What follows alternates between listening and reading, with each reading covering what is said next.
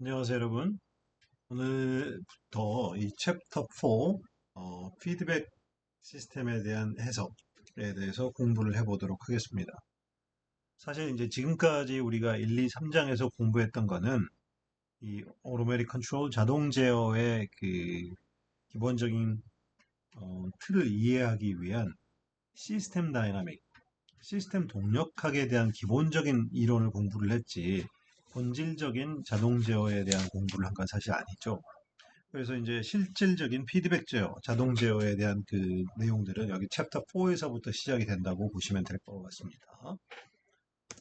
자, 일단은 우리가 이제 그 자동 제어는 다른 말로 하면 클로즈 룹 컨트롤, 피드백 컨트롤이라고 얘기를 할 수가 있었죠.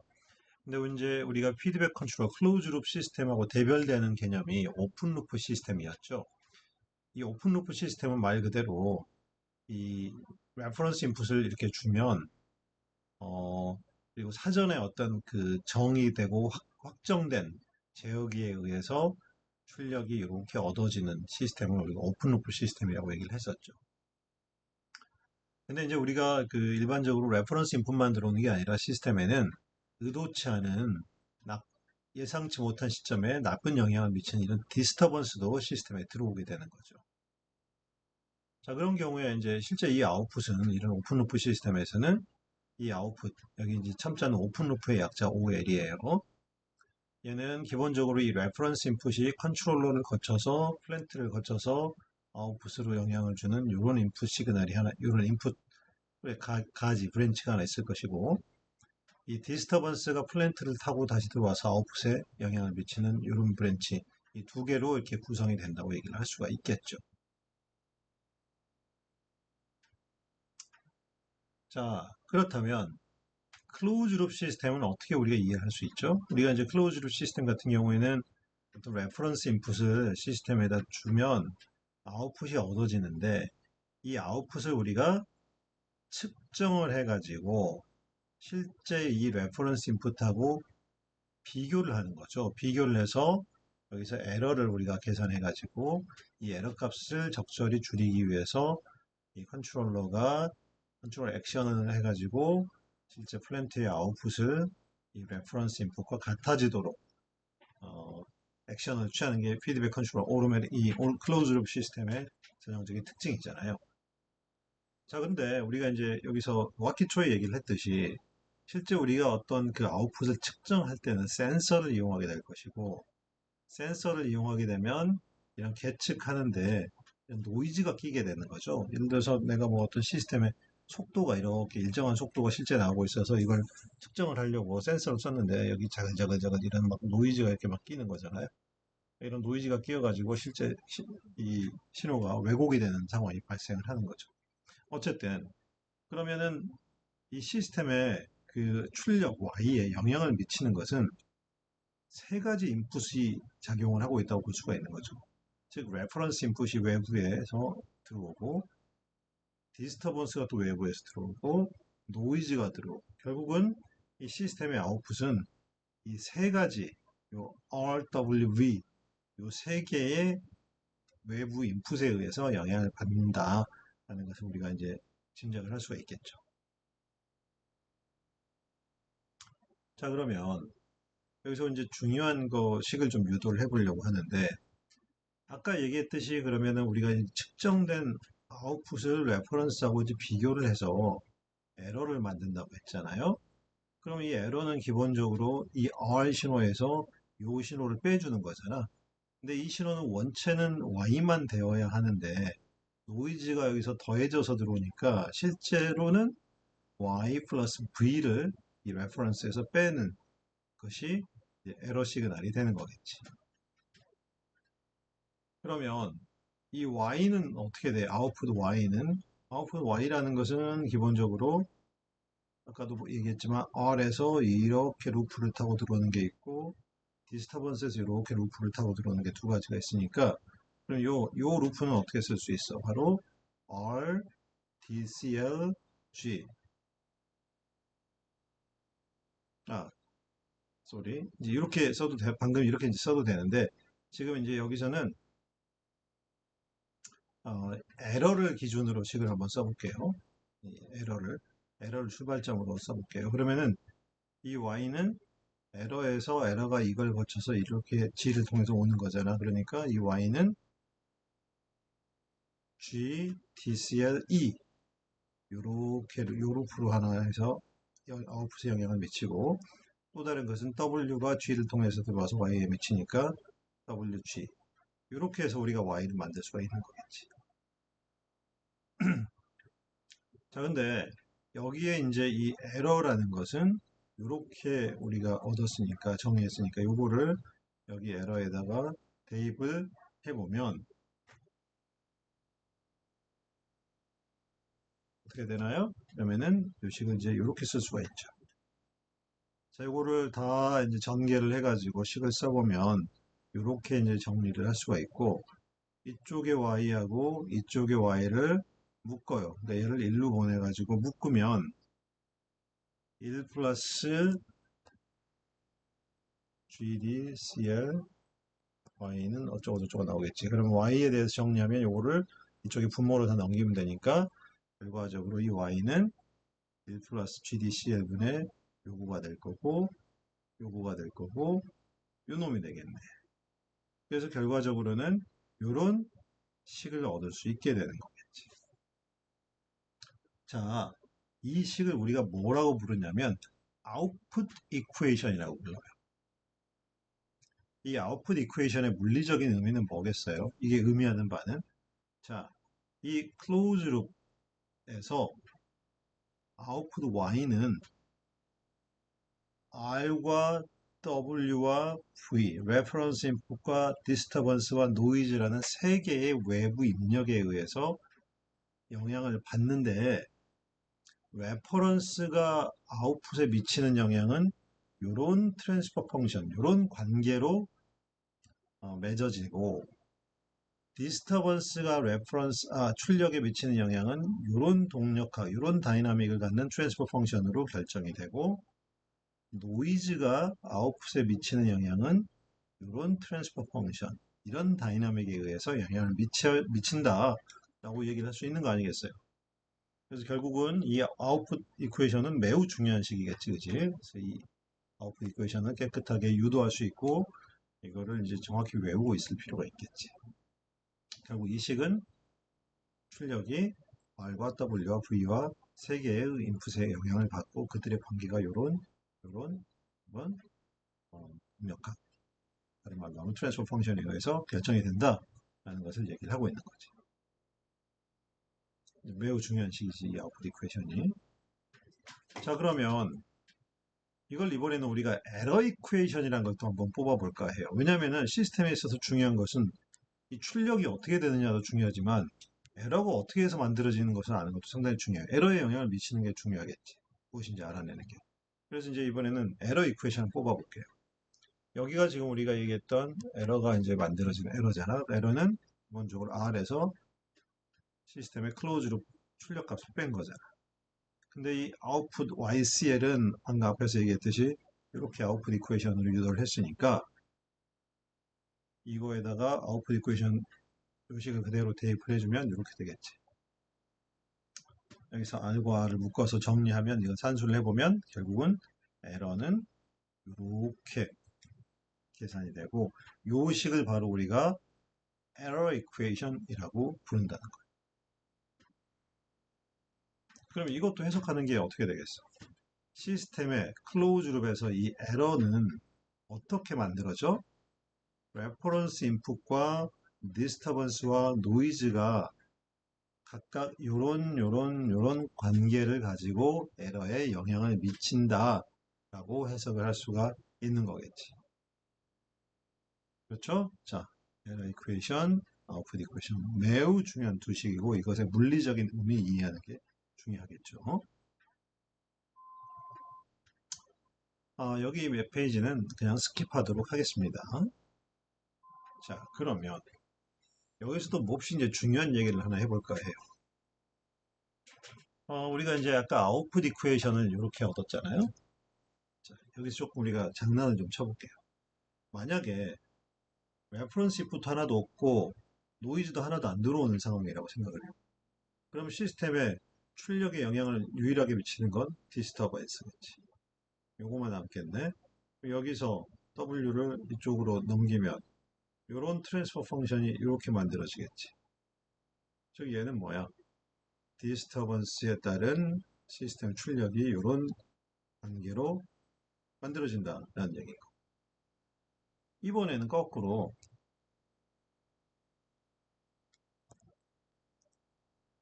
디스터번스와 노이즈가 0이라고 한번 가정해 볼게요. 그러면 이번에는 레퍼런스만 남잖아.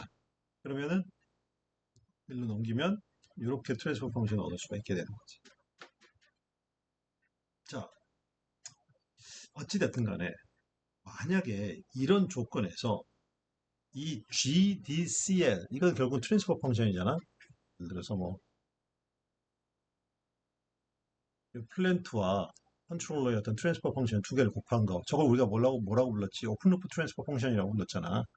그지? 오픈루프 트랜스퍼 펑션의 크기가 얘보다 커, 많이 커. 그러니까 요 놈의 크기가 굉장히 크다라고 한번 가정을 해보자고. 수학적으로. 자, 그러면 GDCL이 많이 크면 요 놈에서 이게 엄청 커버리면 이름 무시할 수 있고 결국은 이게 G보다 훨씬 클 테니까 굉장히 큰 수가 분모해 있으니까 0이 돼버리는 거네. 여기서는 어떻게 되나? 엄청나게 큰 값이 이렇게 분모 분자에 같이 있고 이름 무시하게 되면 이거는 결국은 1로 근사가 되는 거지. 무슨 말일까?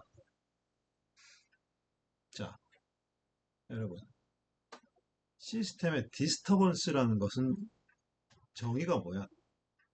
예상치 못한 시점에 시스템에 나쁜 영향을 미치는 게 디스터번스지.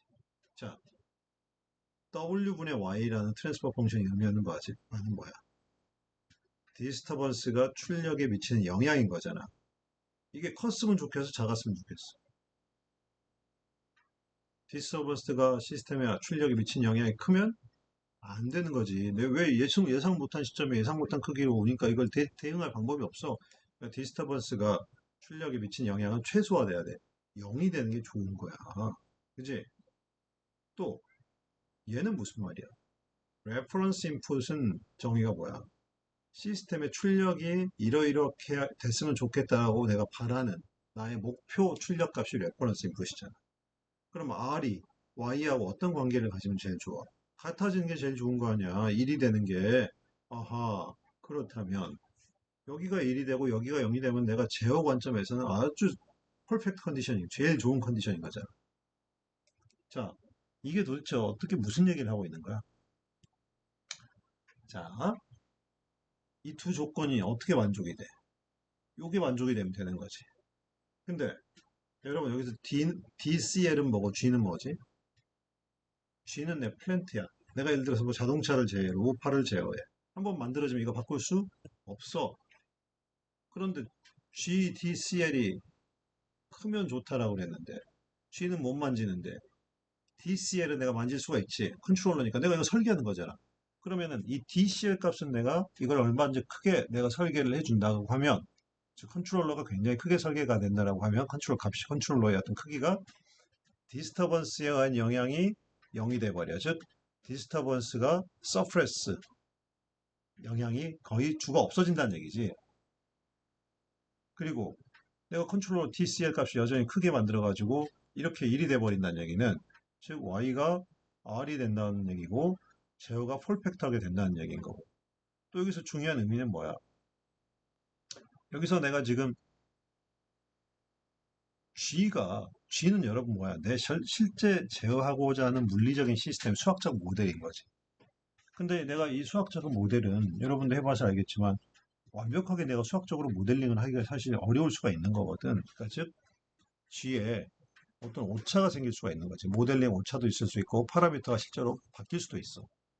근데 이런 게 바뀌어버리면 원래 제어 성능이 나빠질 텐데 이걸 이렇게 크게 잡아버리면 이게 나빠짐에도 불구하고 요거 1을 보장해 준다는 거죠. y분의 y를. 요거를. 얼마나 좋아.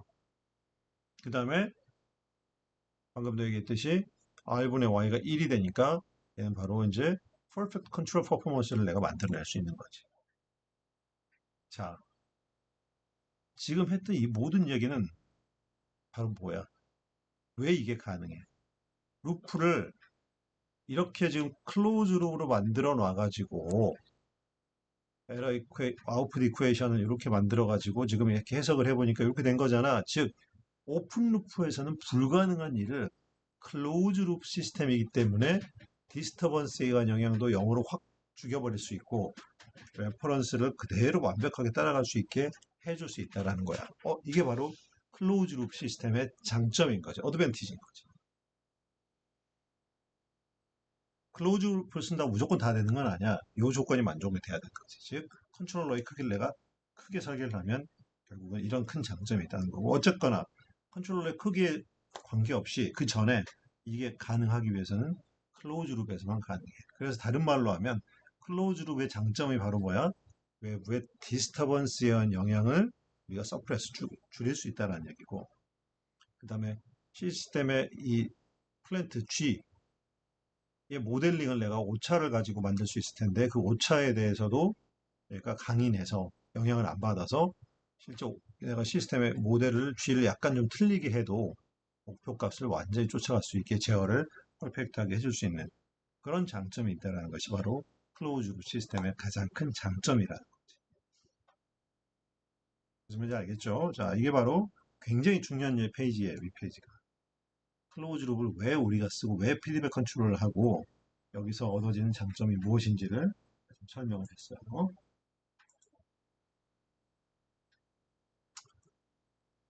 그래서 좀 쭉 스킵하고요. 자, 그러면 지금부터는 우리가 실제 우리가 그 제어를 한다. 어떤 제어 시스템, 컨트롤 시스템을 설계를 하고 평가를 한다라고 하면 크게 우리가 봐야 되는 것이 세 가지 성능 지표가 있어요. 자, 내가 예를 들어서 로봇팔을 하나 이렇게 만들어가지고 로봇팔을 이렇게 하나 만들었어. 이렇게 회전해가지고 로봇팔이 여기에 이렇게 왔으면 좋겠어. 그럼 로봇팔이 여기 1번 위치에서 2번 위치까지 이렇게 이동하는데 여기서부터 여기까지 아주 천천히 가는 거 안 반하잖아. 빨리 갔으면 좋겠지. 그다음에 여기서 오버슛 없으면 좋겠지. 이런 것들 다 묶어서 뭐라 그래? 이런 트랜전트 리스판스가 만족되면 좋은 거 아니야. 그 다음에 이 로봇이 1에서 2로 가야 되는데 목적지가 0인데 2인데 여기에 도착해서 정지를 못하고 여기서 계속 각도가 커서 빙글빙글 돌아버려. 제어가 안 되는 거잖아. 이런 걸 뭐라 그래? 언스테이블 하다라고 얘기를 하잖아. 제어에 있어서 가장 중요한 게 일단 스테이빌러티가 보장이 돼야겠지. 자, 그래서 얘가 빨리도 가. 도착 시스템이 빨라서 트랜지언트 리스판스가 굉장히 빨라. 그 다음에 스테이블해서 여기서 계속 돌지 않고 내 목표 지점에까지 도달했어. 근데 문제가 뭐냐면 여기 왔는데 여기서 얼마나 내 위치, 목표 위치에 정확히 도달하느냐도 굉장히 중요하잖아. 그렇지. 그러면은 결국은 이거를 뭐 그래프로 그려보면 초기에 로봇 팔이 이제 여기 있었는데 목표 지점 여기면 각도가 이렇게 가서 여기 이렇게 딱 멈춰야 되는 거잖아. 그렇죠? 그런데 만약에 여기가 목표값인데 스테이블해서 여기 도달하긴 도달했는데 여기가 목표값인데 여기에 못 가고 이만큼 멈춰 있어. 그럼 이만큼 지금 오차가 생긴 거 아니야. 안 좋지. 정확도가 떨어진 거잖아. 그렇지? 결국은 뭐냐면 우리가 제어 시스템을 설계를 하는 데서 가장 중요한 게 이런 트랜지언트 리스판스, 스테빌리티와 더불어서 시스템이 안정적으로 뭔가에 도달했으면 그때 그 도달한 값이 목표 값하고 얼마나 정확히 일치하는가. 이게 바로 스테디 스테이트, 정상 상태. 시스템이 이제 거의 안정적으로 유지하고 있는 상태에서 그때 에러 값이잖아. 이 스테디 스테이트 에러가 어떻게 되냐는 매우 중요하다는 얘기죠. 그래서 지금부터는 우리가 이제 스테디 스테이트 에러를 얘기를 해볼 거예요. 자, 스테디 스테이트는 우리가 무슨 말이었어? 정상 상태고 얘는 충분히 시스템의 시간이 흘러서 초기에 트랜지언트 리스판스의 영향이 다 없어지고 시스템의 인풋에 의한 영향만 남는 그런 구간을 얘기하는 거잖아. 그래서 이제 통상 스테디 스테이트를 우리가 계산을 할 때는 시간을 무한대로 놓고 이제 그 에러니까 인풋 U하고 아웃풋 C라 그러면 이 둘의 차 이게 바로 스테디 스테이트 에러가 되겠지. 근데 이제 시스템의 스테디 스테이트 에러를 얘기를 하려면 얘가 이제 어느 순간에 목표 값을 어디선가 멈춰야 될 거 아니야. 그래야 이게 스테디 스테이트 에러를 계산할 수 있지. 얘가 빙글빙글 이렇게 돌아버리면 값이 이렇게 계속 커져버리면 스테디 스테이트 에러를 계산하는 게 불가능하잖아.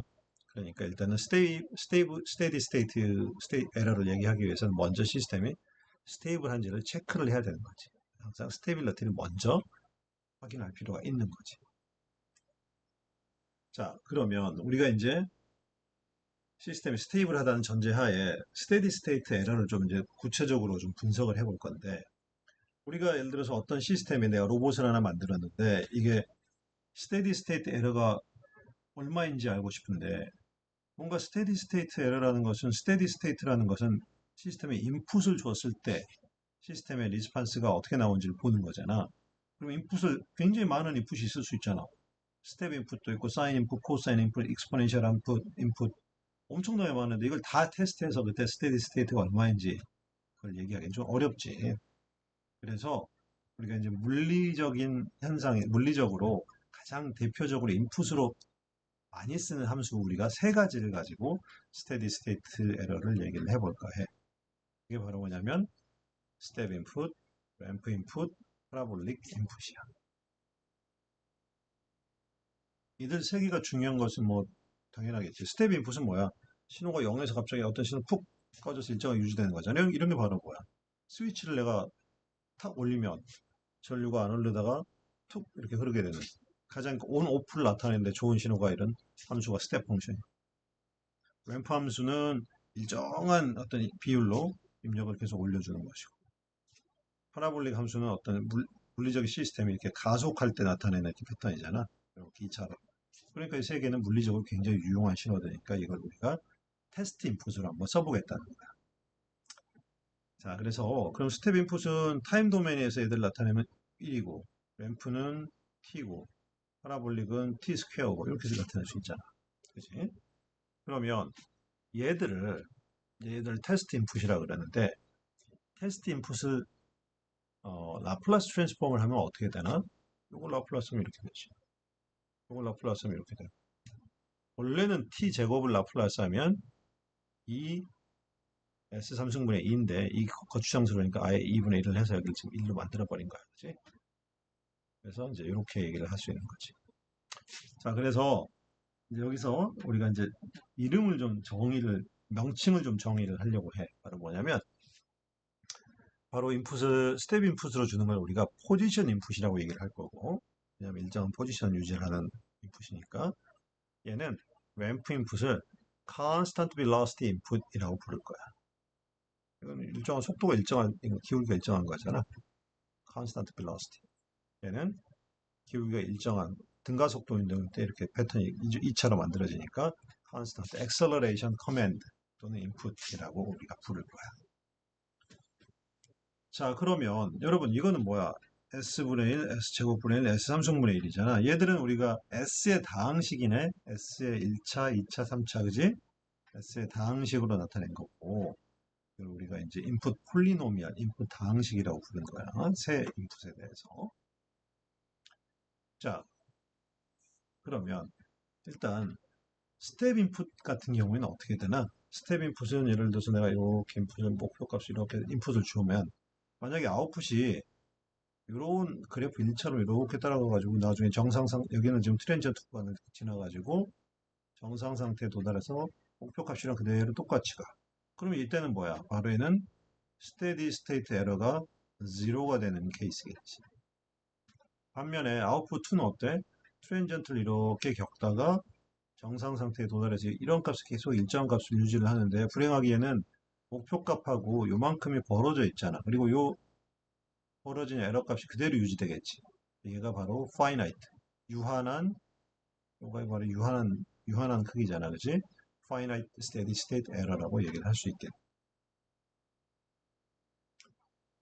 왜 그럼 램프 인풋일 때는 어떻게 되나? 여기 이제 검정색으로 진한색으로 그어진 이렇게 직선이 바로 내 인풋이고 그리고 내가 목표는 내 아웃풋이 이 인풋 곡선을 잘 따라갔으면 좋은 거 아니야? 근데 어떤 아웃풋이 만약에 이 1번 그래프처럼 이렇게 처음에는 벌어져 있다가 점점 따라가서 여기를 딱 붙어가지고 이제 이렇게 가면 내 아웃풋이 인풋과 똑같아졌으니까 얘는 zero steady state error가 되겠지. 시간이 많이 흐른 뒤에는 계속 같이 가겠지.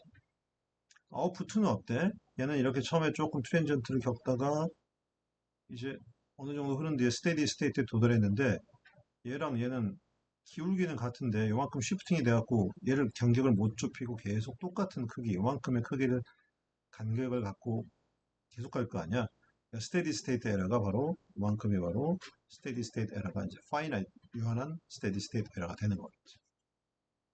근데 만약에 아웃풋 3 같은 경우에는 내가 이렇게 오다가 아예 얘랑 목표 값이랑 기울기가 완전히 달라버려. 그럼 얘는 갈수록 점점 이 둘 사이 에러 크기는 벌어지겠지. 시간이 가면 갈수록. 그러니까 얘는 infinite steady state 에러가 되는 거겠지. 무한한. 그렇죠? 자, 그러면 지금 이 이제 뒷페이지에서부터 굉장히 중요한 얘기가 또 연속이 되는데 시간은 분량이 여기서 잘라야지 이 두 번째 강의가 더 이해하기가 좋을 것 같아서 일단 여기서 이번 세션은 종료하고 바로 D 세션으로 연결해서 하도록 하겠습니다.